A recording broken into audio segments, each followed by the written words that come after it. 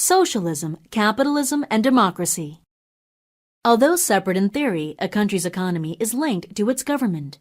Modern economies developed as feudalism ended, and two different approaches to economies emerged, yet both were primarily concerned with the way goods were produced and subsequently distributed. Capitalism developed as people began operating as independent entities and markets. During the feudal period, people worked the land and received room and board in exchange. As economies opened up and land became more readily available, there was room to realize a profit. New markets emerged and allowed those motivated to be able to make money.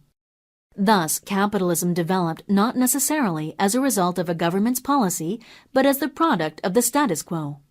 Within capitalist economies, the production and distribution of goods is up to individuals acting within the market.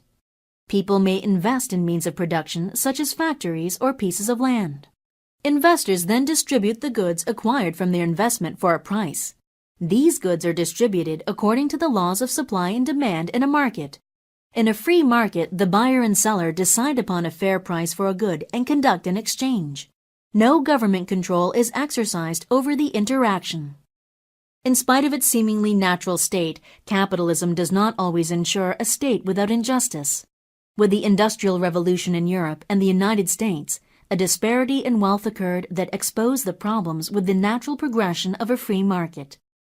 The outcomes of industrial markets revealed a very basic problem with capitalism. Abject poverty could and did arise. Workers in factories could hardly earn enough money to support themselves and their families. Meanwhile, factory owners would earn a large profit, which they typically kept to themselves.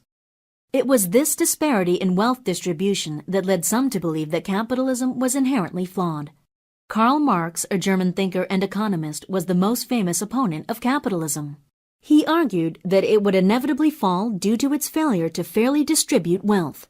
Marx believed that a new type of state would arise once the lower classes fought and took control of the economy.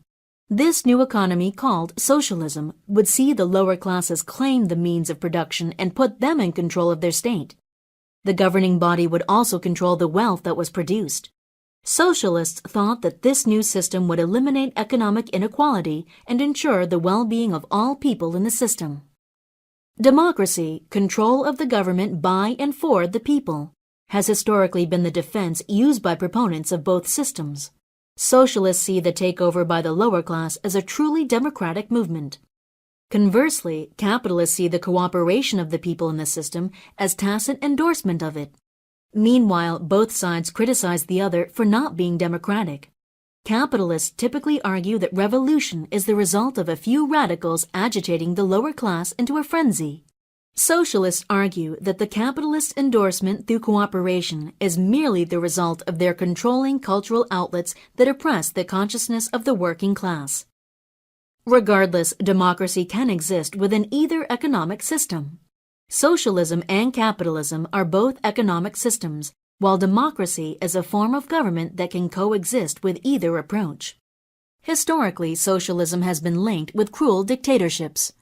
The brutal Soviet regime that headed the USSR after the Russian Revolution was the first large-scale attempt at socialism.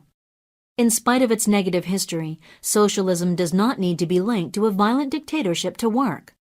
It is also worth noting that aspects of socialism and capitalism can exist within a single economy.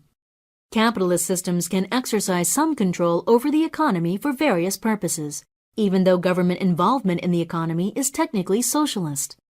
Antitrust laws, which protect against monopolies, are just one kind of socialist measure that are taken in capitalist economies. Similarly, not all aspects of the economy need to be controlled in a socialist system.